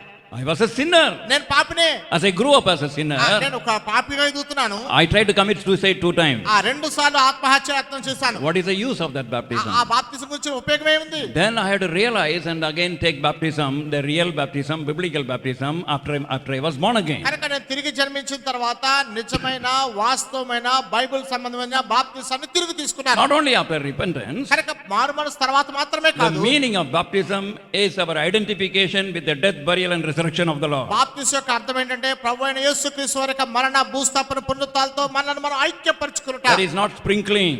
అది చిలకరింప బాప్తిసం కాదు. And we go into the water which is equal to the burial. కనుక ఆ యొక్క భూస్థాపనతో సమానంగా ఉన్నటువంటి నీళ్ళలోనికి మనం దిగుతున్నాం. And I have died and I am buried to all the old things. కనుక పాత విషయాలన్నిటికీ నేను చనిపోయి పాతి పెట్టబడ్డాను. My dirty habits. నా పాత అలవాటు చెడు అలవాటు. My caste system. నా యొక్క కుల వ్యవస్థ. Whatever I held dear but against God's word. దేవుని వాక్యంకి వ్యతిరేకంగా నేను ఏదైతే చేశానో. And I died. నేను చనిపోయాను. Buried. పాతి పెట్టబడ్డాను. When I was buried, పాతి పెట్టబడినప్పుడు my hand will not give any bribe, take any bribe. కనుక నా చెయ్యి ఇంకా ఏమాత్రం లంచం ఇవ్వదు, లంచం తీసుకోదు. No double account. కనుక రెండు లెక్కలు రాయవిక. Not one name in the office, one name in the church. ఒక సమయంలో ఆఫీస్ లో ఇంకొక కాలేమో సంఘంలో. I am dead and buried. చనిపోయి పాతి పెట్టబడ్డాను. I rose up again. తిరిగి లేచాను. Along with my Lord Jesus నా ప్రభువైన Christ. యేసుక్రీస్తుతో పాటు తిరిగి To లేచాను. be his living testimony. ఆయన సజీవ సాక్ష్యంగా ఉండాలని. To take up his cross and follow him. కనుక ఆయన యొక్క సిలువ తీసుకుని అనుసరించాలని. Whatever may be the suffering, శ్రమ ఏదైనా for his name's sake, ఆయన నామ నిమిత్తమై I will live and face it. కనుక నేను జీవిస్తాను, దాన్ని ఎదుర్కొంటాను. So it is by immersion. కనుక అది ముంపు బాప్తిసము. The word baptizo means బాప్తిస్సు అంటే అర్థం ఏంటంటే dipping fully. సంపూర్తిగా ముంచటం. And thirdly, మూడవదిగా baptism should be coupled with laying on of hands. బాప్తిసం తర్వాత హస్త నిక్షేపణ తప్పనిసరిగా జరగాలి. I am not teaching you or sharing with you Bhakti assembly teaching. సౌడు బక్సింగ్ గారు నేర్పించిన సిద్ధాంతాన్ని మీకు చెప్పట్లేదు నేను ఇక్కడ. If anything what I am saying against the Bible, question me. నేను ఏది చెప్పినా సరే బైబిల్ ఆధారంగానే చెప్తున్నాను మీకు. Because there we find in foundational doctrine, కనుక పునాది పరమైన సిద్ధాంతాల్లో మనం చూస్తున్నాం. in the book of Hebrews chapter 6 verse 2, Hebrew పత్రిక 6వ అధ్యాయం 2వ వచనంలో మనం చూస్తాం దాన్ని. baptisms and laying on of hands. కనుక బాప్తిస్మము హస్త నిక్షేపణ గురించిన బోధ. First verse, మొదటి వచనంలో and it is repentance from dead works and faith toward God. కనుక మృతుల పునరుత్థానము, క్షమించండి, Repentance from dead works చనిపోయిన వాటి నుంచి మారు మనస్సు, and then faith toward God. తర్వాత దేవునందుల విశ్వాసము. That is about our salvation. అది మన యొక్క రక్షణ నిమిత్తమై. Secondly, రెండోదిగా baptism and laying on of hands. బాప్తిసం గురించిన బోధ, హస్త నిక్షేపణ Both go together. రెండు కలిసే వెళుతున్నాయి. Two sides of the same coin. కనుక ఒక నాణానికి రెండు వైపులది. You cannot have one and leave the other. ఒకటి కలిగి ఉండి ఇంకోటి వదిలిపెట్టడానికి లేదు. So that also should be done in the church. కనుక అది కూడా సంఘంలో చేయబడాలి. And thirdly, మూడోదిగా verse 42 of Acts 2. అపోస్తలుల కార్యాలు 2వ అధ్యాయం 42వ వచనం. And we find apostles' doctrine. కనుక ఇక్కడ అపోస్తలుల బోధన చూస్తున్నాం. Apostles' doctrine means అపోస్తలుల బోధ అనగా the full teaching of the scripture. కనుక లేఖనాల గురించిన సంపూర్తి బోధ. Not vision, దర్శనములు కాదు, not dream, లేకపోతే కళలు కాదు, not voice. లేకపోతే స్వరాలు కాదు. Why I am telling? మళ్ళీ ఎందుకు చెప్తున్నాను ఇవన్నీ? All the cult religions which is like Christianity has come out because of vision, dream and voices. కనుక ఇక దర్శనములు, స్వరము, కళలు అనేటువంటి ఈ యొక్క క్రైస్తవ మతంలో పుట్టుకొచ్చిన విషయాలు ఇవన్నీ. And here we cult teachings, that is wrong teachings. తప్పుడు బోధనవి. And here we find one lady was there who was a very good pious sister. ఒక స్త్రీ ఉంది, సహోదరి, ఆమె ఎంతో చాలా భక్తి భావంతో ఉండేటువంటి సహోదరి. Her name was Ellen G. White. ఆమె పేరు Ellen G white. One day she had a dream. ఆమెకు ఒక రోజున కల వచ్చింది. In the dream she saw God weeping. ఆ యొక్క కలలో దేవుడు ఏడుస్తూ కనబడింది ఆమెకి. And then she asked, "Oh my God, why are you weeping?" కనుక ప్రభుని అడిగింది, అయ్యా దేవా ఎందుకు నువ్వు ఏడుస్తున్నావు? And he showed a table of stone. కనుక ఒక రాతి పలక చూపించాడు ఆయన. And in that the fourth commandment was broken. ఆ యొక్క 4వ ఆజ్ఞ అది విరగొట్టబడింది. He said, "My people are not following the Sabbath." కనుక నా ప్రజలు సబ్బాతును ఆచరించట్లేదు. She said, "Lord, I will tell them." ప్రభువా నేను చెప్తానని చెప్పింది ఆమె. And she is the originator of Seventh Day Adventism. కనుక సెవెంత్ డే అడ్వెంటిజం అనే దానికి ఆమె మూల స్త్రీగా ఉంది. How it started? ఎలా ప్రారంభించబడింది? Through a dream. ఒక కళ ద్వారా. And it is not according to Bible. Bible అనుసరించింది కాదు అది. Before resurrection, Sabbath day. కనుక పునరుత్థానానికి ముందు సబ్బాతు ఉంది, విశ్రాంతి దినం. After resurrection, Lord's day. పునరుత్థాన దినం పునరుత్థానం తర్వాత ప్రభు దినం అది. And that is the day of resurrection. అదే పునరుత్థాన దినము. That is the day when disciples gathered, the Lord was there breaking bread with them. కనుక ఆ దినాన శిష్యులు చేరారు, ప్రభు వారితో పాటు రొట్టె విరిచారు. Acts 20 verse 7, the disciples gathered to break bread on the on the first day of the week. కనుక అపోస్తలుల కార్యం 20:20 చూస్తాం, ఆదివారం నాడు మేము రొట్టె విరిచిన కూర్చుండగా. So that sister started some system which is against the word of God. కనుక దేవుని వాక్యానికి విరుద్ధమైనటువంటి ఒక పద్ధతిని ఆ సహోదరి ప్రవేశపెట్టింది. Not to criticize, we are talking. కనుక విమర్శించడానికి నేను చెప్పట్లేదు ఇవి. We have to have the apostles' teachings, whether they were educated people like Matthew or illiterate people like Peter. The whole Bible, inspired by the Holy Spirit, given to us, we have to test it and see and do that. కనుక Bible గ్రంథమంతా కూడా పరిశుద్ధాత్మ ఆవేశం చేత వ్రాయబడింది కనుక అపోస్తలుల బోధన మనం అనుసరించాలి. ఒకవేళ విద్యావంతులైన మత్తయి కావచ్చు, లేకపోతే విద్యాహీనుడైనటువంటి పేతురు కావచ్చు, మనం దాన్ని పరీక్షించి నిరూపించాలి మనం. And then fourthly, నాలుగోదిగా in Acts 2:42, fellowship. అపోస్తలుల కార్యం 2:42 సహవాసం. Fellowship means koinonia, the Greek word. సహవాసం అనగా గ్రీకు భాషలో కొయినోనియా. Having something common. అందరూ సమిష్టిగా కలిగి ఉండటం. And in the church, there is no difference between high and low, educated, uneducated, high caste, low caste, and rich people, poor people, and nothing is there. All we have, everything, joy and sorrow, need and plenty, everything in common. కనుక సంఘములో వచ్చేటప్పటికి ఎటువంటి భేదము తారతమ్యాలు ఉండకూడదు.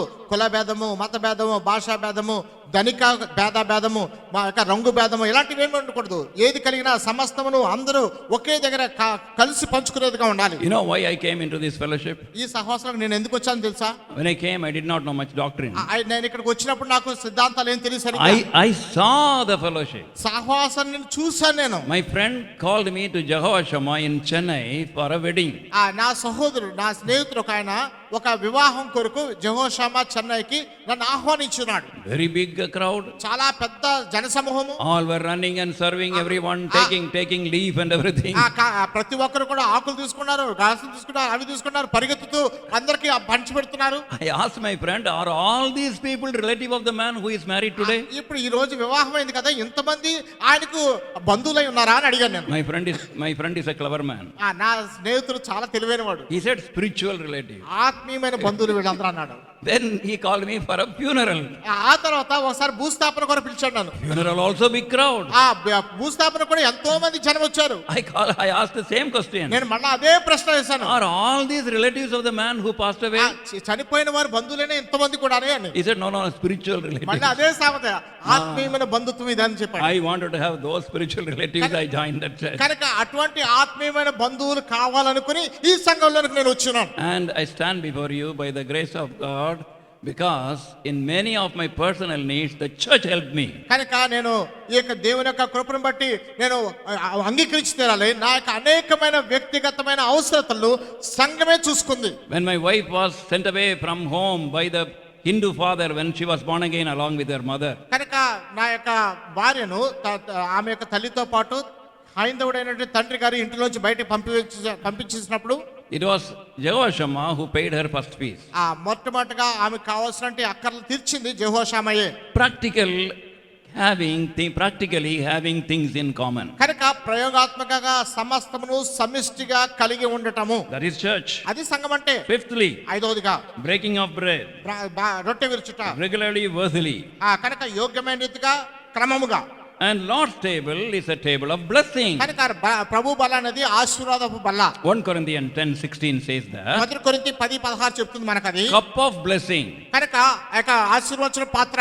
If you don't take part in the Lord's table regularly and worthily, కనుక యోగ్యమైన రీతిగాను, క్రమమైన రీతిగాను ప్రభు బల్లలో నువ్వు కనుక పాలు పొందకపోతే we forego 8 blessings. నువ్వు 8 ఆశీర్వాదాలు పోగొట్టుకుంటున్నావు. And sixthly, ఆరోదిగా we are traveling in a jet plane now. ఇప్పుడు జెట్ విమానంలో ప్రయాణిస్తున్నాం మనం. Time is up. ఎందుకంటే సమయం దొరికిపోతుంది. And that is 10 minutes fast. అది కొంచెం 5 నిమిషాలు ఫాస్ట్ గా ఉంది. Yeah. So that's good for me. అది ఒక విధంగా మంచిదే. Already you may be praying that I may stop. నేను ఆగిపోవాలని మీరు ప్రార్థన చేస్తున్నారేమో కూడా తెలియదు. And then sixthly, what is that in the Bible? ఆరోదిగా ఏముంది బైబిల్లో? And Acts 2:42. అపోస్తలుల 2:42 ప్రార్థన. ప్రార్థన. Prayers. ప్రార్థన. In the original it is not there. ఆదిమ భాషలో అలా లేదు. It is a Greek word proseuche. కనుక గ్రీకు భాషలో proseuche. That means praises and prayer. అనగా స్తుతి మరియు ప్రార్థన. Not only prayers. ఒక్క ప్రార్థనే కాదు. As you cannot separate the two sides of a coin, you cannot separate praise and praises in the కనుక church. ఒక నాణానికి రెండు వైపులను ఎలా తీసివేయలేమో, రూపు మాపలేమో, అలాగే స్తుతిని ప్రార్థనలు ఒకదాని నుంచి ఒకటి వేరు చేయలేము. In Greek, one word meaning praises and prayers. కనుక గ్రీకు పదంలో ఒకే భాష, ఒకే పదములో స్తుతి మరియు ప్రార్థన కలిసి ఉన్నాయి. We see the praises even in verse 47. 47వ వచనంలో కూడా స్తుతి అన్నది చూస్తాం. So, praises, congregational praises must be in a local church. కనుక ఆ యొక్క సమాజముగా స్తుతించడం అనేది స్థానిక సంఘంలో ఉండాలి. One of the ways of enjoying open heaven is to take part in the congregational worship. కనుక సమాజపు ఆరాధనలో మనం ఎప్పుడైతే పాలుభాగం పంచుకుంటామో తెరుగుబడిన ఆకాశం చూడగలము. We may go away for the final message. చివరి వర్తమానానికి వెళ్ళిపోవచ్చేమో మీరు. We should be never late for worship. ఆరాధన కొరకు పొరపాటున ఆలస్యంగా రాకూడదు మీరు. I'll repeat again. నేను ఇంకోసారి చెప్తున్నాను మళ్ళా. We will never be late for worship. ఆరాధన కొరకు పొరపాటున ఆలస్యం కాకూడదు. Worship time is more important than the final message time. ముఖ్యమైనటువంటి వర్తమానం కంటే ఆరాధన సమయం చాలా ప్రాముఖ్యమైనది మన కొరకు. And then we find దాని తర్వాత మనం చూస్తున్నాం prayer. ప్రార్థన. Church prayer has got special power. సంఘ ప్రార్థనకు ప్రత్యేకమైన శక్తి ఉంది. Sometimes in our family, if one of our children, when they were sick, we used to pray alone. We used to pray, my wife and myself. కనుక కుటుంబంలో ఎవరికైనా బాగోపోతే Children. పిల్లలకు బాగోపోతే మా భార్య ఒంటరిగా ప్రార్థన చేసేది, లేకపోతే భార్య నేను కలిసి ప్రార్థన చేసేవారు. But no answer. అయితే సమాధానం రాలే. Then we used to write a request to the church. అప్పుడు సంఘానికి ఒక చిన్న ఉత్తరం రాసేవాళ్ళం. When the church prayed, immediately healed. సంఘంగా ప్రార్థించినప్పుడు వెంటనే స్వస్థత. God taught us the secret, there is power in the church prayer. సంఘ ప్రార్థనలో శక్తి ఉందని పాఠాన్ని దేవుడు మాకు That నేర్పించాడు. is why Matthew's Gospel 18th chapter 3 verses he has said about church prayer. కనుకనే మత్తయి సువార్త 18వ అధ్యాయంలో సంఘ ప్రార్థన కొరకైన 3 వచనాలు ఉన్నాయి. Matthew 18:18. మత్తయి సువార్త 18:18. The power to bind and unbind. కనుక మనం బంధించుటకును విడిచిపెట్టకు. That is not for an individual. ఒకటే కాదు, That is not for an individual. ఒక వ్యక్తిగతమైన వ్యక్తి కాదు అది. It is for the church. సంఘం కొరకు ఇవ్వబడింది. Not for a miracle worker holding meetings. కూడికలు ఏర్పాటు చేసినట్టు మహత్కార్యం చేసే అద్భుతాలు చేసే వ్యక్తి కాదు అది. He may pray, I bind. కనుక ఒకడు ప్రార్థన చేస్తే చేయొచ్చు, నేను బంధిస్తున్నాను ప్రార్థన చేస్తే చేయొచ్చు. You find it in plural. కనుక ఇక్కడ మనం బహువచనంలో చూస్తున్నాం. And all the church together they bind. సంఘం అంతా కలిసి చేయాలి ఇది. And secondly, రెండోదిగా, if we agree upon anything, it shall be done of the Father. కనుక ఏదైనా భూమి మీద ఏకీవించినట్లయితే పరలోకంలో జరుగుతుంది. And then the special presence in church prayer, verse 20. తర్వాత 20వ వచనంలో ప్రత్యేకమైనటువంటి సన్నిధి సంఘ ప్రార్థనలో చూస్తాం. The power, privilege and presence. కనుక ఆ శక్తి, తర్వాత ఆధిక్యత, తర్వాత సన్నిధి. So blessed are the people who never miss church prayer. కనుక సంఘ ప్రార్థన ఎవరైతే పోగొట్టుకోరో అలాంటి వారు ధన్యులు. Eighthly, 8వదిగా sharing. పంచుకొనుట. Verse 44 of Acts 2. అపోస్తలుల 2:44 వచనం. Please brother. విశ్వాసించిన వారందరూ ఏకముగా కూడి తమ కలిగినదంతయు సమిష్టిగా ఉంచుకొనురి. So they were sharing with one another. వారు ఒకరితో ఒకరు పంచుకుంటున్నారు. Don't spend your money for a Lions Club and this club, that club and this social service and that social service. You do it in the house of God. కనుక Lions club కొరకు, ఈ club కొరకు, ఆ club కొరకు, సంఘ సేవల కొరకు, వాటి కొరకు మీ ధనాన్ని వెచ్చించొద్దు, దేవుని ఇంట్లో వెచ్చించు. There are people in need. అక్కడలో ఉన్న ప్రజలు ఉన్నారు, in poverty. పేదరికంలో ఉన్న వారు ఉన్నారు. As we have seen the other day, ఇంకో దినాన్ని చూసినట్లుగా, I think yesterday night, బహుశా నిన్నటి దిన రాత్రి, the gifts Lord has given to the church, దేవుడు సంఘానికి ఇచ్చిన వరముల్లో gift of preaching, బోధించే వరము, gift of singing, పాటలు పాడే వరము, gift of administration, అన్ని పాలన చేసే వరము, in that he has included. దాంట్లో ఆయన చేర్చింది కూడా in the book of Romans chapter 12 verse 8, రోమా పత్రిక 12వ అధ్యాయం 8వ వచనంలో చూస్తాం. the gift of sharing, it is put as giveth in King James version, it is sharing. The gift of sharing liberally. తెలుగులో బాగానే ఉంది, ఇంగ్లీష్ లో కింగ్ జేమ్స్ వర్షన్ లో ఉంది. కనుక పంచిపెట్టు వరము. So we are not treating it as a gift. It's a gift given to the church. కనుక ఇదేదో ఇక వ్యక్తిగతంగా చేసింది కాదు, సంఘానికి ఇవ్వబడిన వరమది. It is a wonderful thing the Lord gives to us, all the earthly blessings. కనుక భూ సంబంధమైన ఆశీర్వాదాలని ప్రభు అనుగ్రహించే అద్భుతమైన విషయం ఇది. We are stewards. మనము గృహ నిర్వాహకులు. We have to do it properly. సరైన రీతిగా మనం దాన్ని జరిగించాలి. And treat it respectfully, treat it gratefully as a gift. కనుక దాన్ని గౌరవప్రదంగా ఒక వరముగా మనం దాన్ని తీసుకోవాలి. And the church shares in others' need. కనుక ఇతరుల అక్కర్లో సంఘము పాలు పంచుకుంటుంది. And Acts 2:46. అపోస్తలుల 2:46 వచనం. Ninthly, 9వ one accord. ఏక మనస్సుతో Keep the unity of the Spirit. ఆత్మ యొక్క ఐక్యతను కాపాడుచు.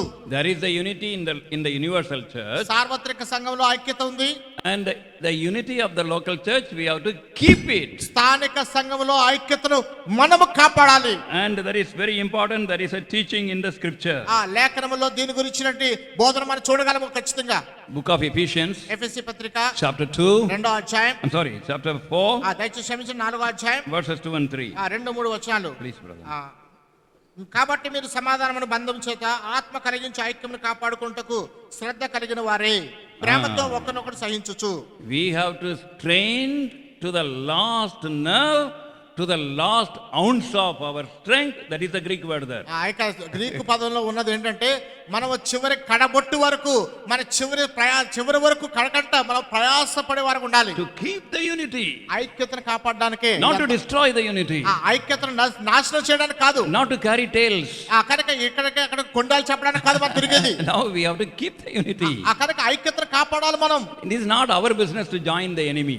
శత్రువుతో మనం చేరటం అనేది మన జ్ఞానంతో చేసేది కాదు. The enemy of us, the devil, he is accusing one another, accusing the brethren day and night. కనుక శత్రువు లేదా అపవాది దివారాత్రులు మన మీద ఒకరి మీద నింద మోస్తూ ఉన్నాడు. Why? The New Testament church was powerful. నూతన నిబంధన సంఘము Why it was powerful? ఎందుకు అంత శక్తివంతమైంది? Acts 1:14. అపోస్తలుల కార్యం 1:41. One accord. ఏక మనస్సు. And 2:1. 2:1. One accord. ఏక మనస్సు. 4:24. 4:24. One accord. ఏక మనస్సు. 5:12. 5:12. One accord. ఏక మనస్సు. 15:26. 15:36. One accord. ఏక మనస్సు. Beloved, whatever I am telling, don't think it is not for you. ప్రియులారా, నేను ఏదైతే చెప్తున్నానో మీకు కాదు అని అనుకోవద్దు పొరపాటున. Today you may be imagining something else when we are telling you. మేము ఇక్కడ చెప్తుంటే మీరు ఇంకేదో చేస్తుండొచ్చు సువార్త వ్యాపకం లాగా. And it is for you because it is useful for your future. మీ కొరకే ఇది, ఎందుకంటే భవిష్యత్తులో మీకు ఉపయోగపడుతుంది కనుక. You should know what the New Testament church is. కనుక నూతన నిబంధన సంఘం అంటే ఏంటో మీరు తెలుసుకొని తీరాలి. You should become part of that. దానిలో పాలుభాగంగా మీరు చేయబడాలి. You should spend time, talent and your treasure for that. కనుక మీ సమయము, మీ తలంతులు, మీ యొక్క ఐక్యత సంతోషం దాంతో పంచుకోవాలి. And you should also teach others whenever they have doubt. ఎవరికైనా సందేహాలు ఉంటే మీరు వారికి నివృత్తి చేయాలి. And we find in Acts 1:14, అపోస్తలుల కార్యం 1:14 మనం చూస్తున్నాం. the people who gathered there, అక్కడ చేరిన ప్రజలు they were different people. వారు భిన్నమైన వారు. Who are there? ఎవరెవరు ఉన్నారు? Peter was there, John was there. పేతురు ఉన్నాడు, యోహాను ఉన్నాడు. Peter was an old man. పేతురేమో వృద్ధాప్యంలో ఉన్నవాడు. John was a young man. యోహాను చాలా యవనస్తుడు, పిన్న వయస్కుడు. Peter didn't say, no, you so small fellow, you young brat, you get away. కనుక నువ్వు పేతురు యోహానుతో నువ్వు చాలా చిన్నవాడు, నువ్వు అందరికంటే పిన్న వయస్కుడుగా నువ్వు వెళ్ళిపో అని చెప్పలేదు. John did not say, you're a stone age man, I don't have nothing to do with you. యోహానేమో పేతురుతో నువ్వు రాతి యుగం వాడివి, నువ్వు మాకు అక్కర్లేదు, వెళ్ళిపో అని చెప్పలేదు. They both were together. ఇద్దరు కలిసి ఉన్నారు ఇక్కడ. And again when you see, ఇంకా మనం ముందుకెళ్తే Peter was there. పేతురు ఉన్నాడు. And Thomas was there. తోమా కూడా ఉన్నాడు. Peter was highly emotional. పేతురుకి ఊరుకునే ఉద్రేకం వస్తుంది. And Thomas was highly pragmatic. He would like to test and see.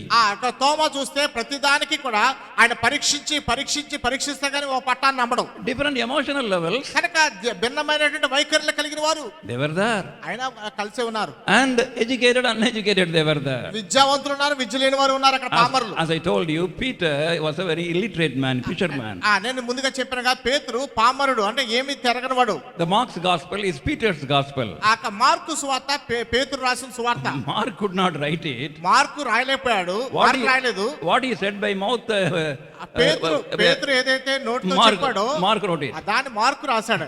So he could not write. కనుక పేతురు రాయలేని పరిస్థితి. But Matthew, మత్తయి అయితే tax officer, ఆయన సుంకరి.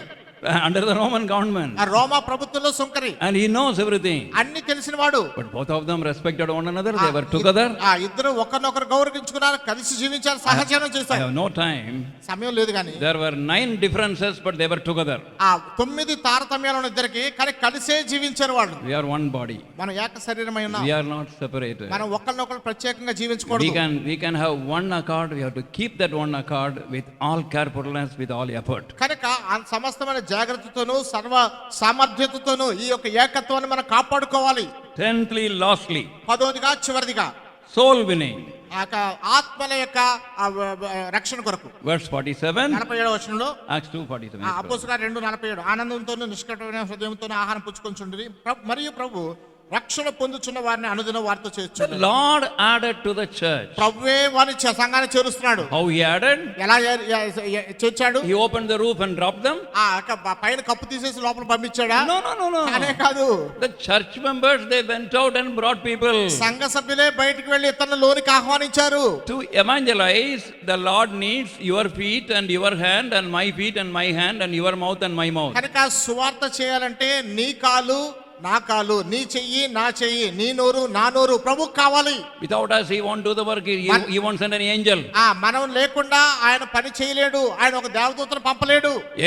Angels can only rejoice looking at us doing God's work. దేవుని పరిచర్య చేయటం మనల్ని చూసి దేవదూతలు కేవలం ఆనందిస్తారు తప్ప ఏమి చేయరు.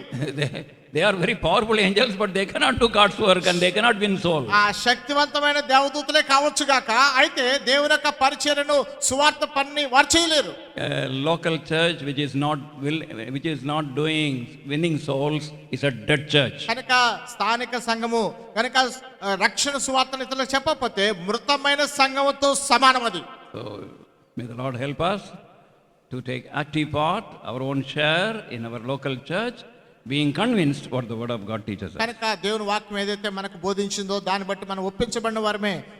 స్థానిక సంఘంలో చురుకైన పాత్ర పోషించడానికి, దేవుని యొక్క సువార్తను వ్యాపకం చేయడానికి, దేవుడు మనం ఉపయోగించడానికి ప్రభు మనల్ని సహాయం చేయను. God is building our individual life. దేవుడు మన వ్యక్తిగత జీవితాన్ని నిర్మిస్తున్నాడు. We take decision not to defile our body. కనుక మన జీవితాన్ని లేదా మన యొక్క శరీరాన్ని అపవిత్రపరచుకోకూడదని ఒక తీర్మానం చేసుకుందాం. And secondly, రెండవది, God is building our family. దేవుడు మన కుటుంబాన్ని నిర్మిస్తున్నాడు. In family we show love, we make all the sacrifice. కనుక ఆ కుటుంబంలో మన ప్రేమ చూపిస్తాం, సమస్తమైన త్యాగము కనపరుస్తాం. We will keep the family కుటుంబాన్ని ఒక ఐక్యతతో కాపాడుకుంటా ప్రయత్నిస్తాం. like a little bit of heaven. ఆ చిన్న పరలోకం వలె చూడాలని చూస్తాం. And also అంతేకాకుండా we will respect the church, take our share in the church. కనుక సంఘమును గౌరవించి మన పాలి భాగం సంఘంలో తీసుకోవాలి. We will not have excuses. మనము సాకులు చెప్పే వరంగా ఉండకూడదు. What man could not say because of a limitation, may the Holy Spirit minister to our needs. పరిమితులను బట్టి మానవుడు ఏదైతే చెప్పలేకపోయినాడో పరిశుద్ధాత్మ దేవుడు మన యొక్క అక్కర్లను, సొంత అంతరంగ అక్కర్లు తీర్చునుగా.